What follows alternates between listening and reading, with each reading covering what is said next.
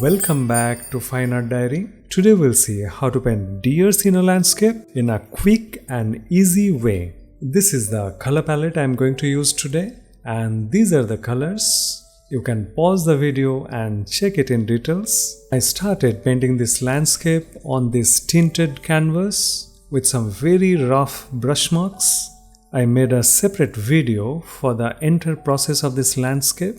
If at all you are interested, the link is given in the description, or you can directly go to the channel and check it out. Today we are going to focus on the deers. So let's get started. So I am planning to place the deers under the tree, and for that I have given some marks of the proportion of the deers.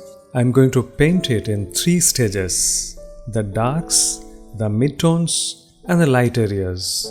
And later on I will add some highlights to it. Now let's go to the palette and mix the dark tone first. For this I am taking red oxide and olive green and mixing it together. In this palette I am using olive green, though I don't use it regularly, but in this particular landscape I saw many areas with this color, so I added olive green to my palette. You can see I got a dark brown color, and this is going to be the shadow areas of the deers. First of all, let's block in the shapes of the deers. The light is at the back and the deers are standing against the light. So the deers will appear very dark and most of the areas will be in shadows. I have started with a stag, and I am not only painting the shadows, but I am filling up the entire space and blocking in the whole character together.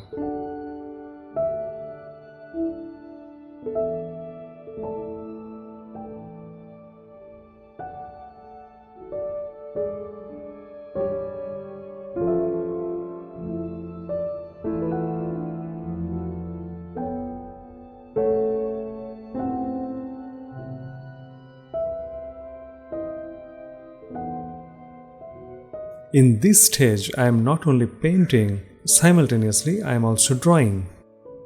I am not filling up the ears because the ear cartilage is very thin and the backlight will be seen through the ears. This is called the subsurface scattering of the light. Exactly the same way I will block in the hind also.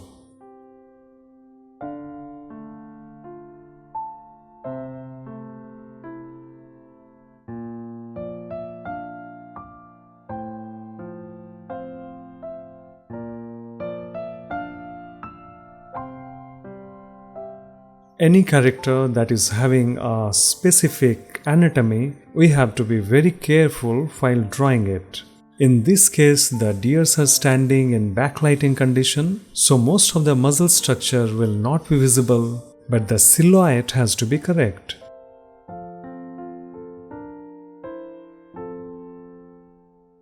Now let's take a mixture of cadmium yellow, crimson and white. Let's paint the ears. The ears are red because of the subsurface scattering we just have discussed.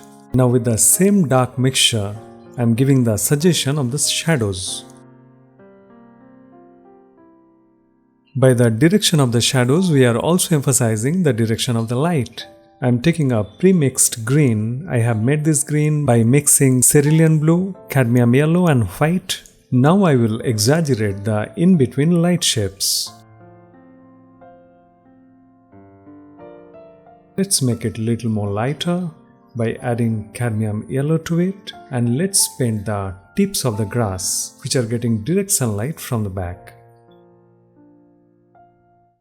Whatever the lighter color you see on my palette, that is the same color but mixed with white. So I have made a lighter version of it. Now going back to my dark mixture, adding a little bit yellow ochre to it and making it lighter. And this is going to be the local color of the deer.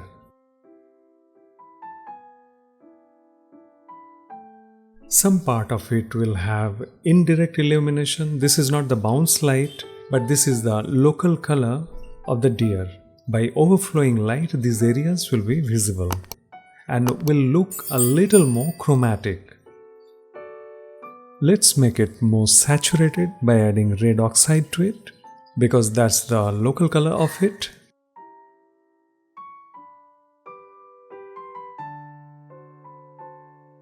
Giving the hints of the local color all over the surface.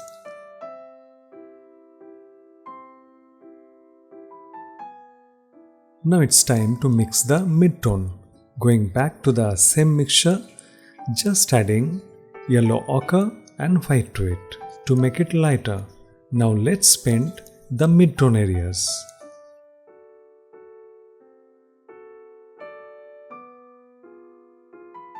For this one also I am going to do the same. I am adding the mid-tone, figuring out the indirectly illuminated areas.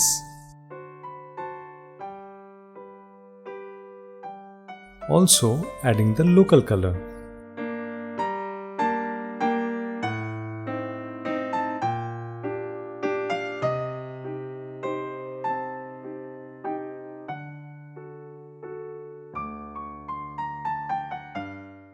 That's fine. Now it's time for the light areas.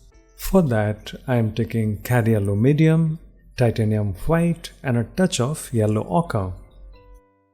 Now I am painting the areas where it is directly illuminated by the light. Because it is a backlighting condition, the light area will be seen like a rim. The sunlight is directly hitting at the edge of the shapes, and that is the reason the color is very warm in this case. For this one also I am going to do exactly the same. The deers are not the focal object of this particular scene, so there will be less detailing and I will try to keep things as simple as possible. Now let's take this orange color and mixing it with our previous mixture, and let's add a little more local color, and that is reddish.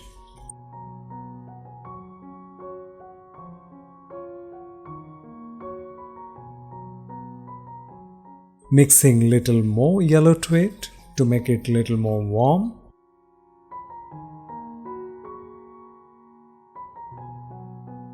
Now making the mid-tones a little bit saturated.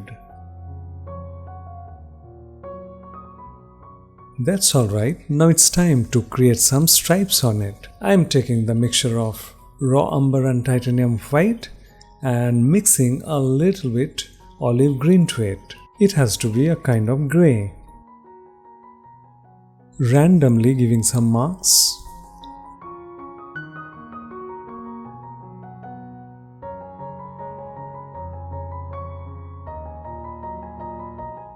Now the same stripes will look brighter in the lighter areas.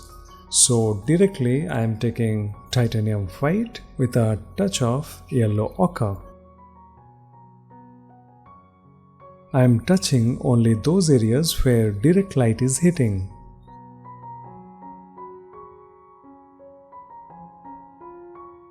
So with the same color, I am also trying to add some highlights.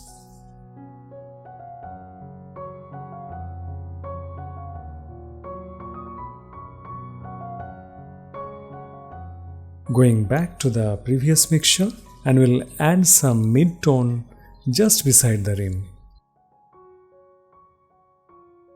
Let's go back to the color of the highlight, adding a little bit yellow to it and making it more warm.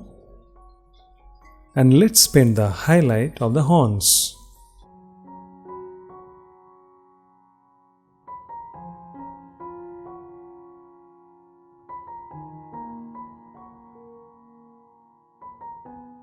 That's alright. Now let's take cadmium yellow. Some of the areas the light is flooded through the surface. I'm trying to give the hints of it. The deers are standing surrounded by the foliages, and that is the reason I'm going to give some green bounce light here and there, and mostly it will be in the dark areas only.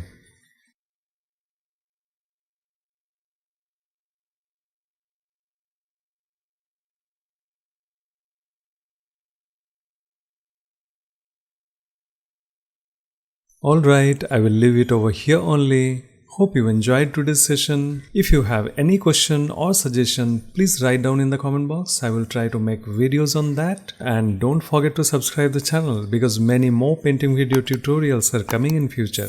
Thank you so much for watching.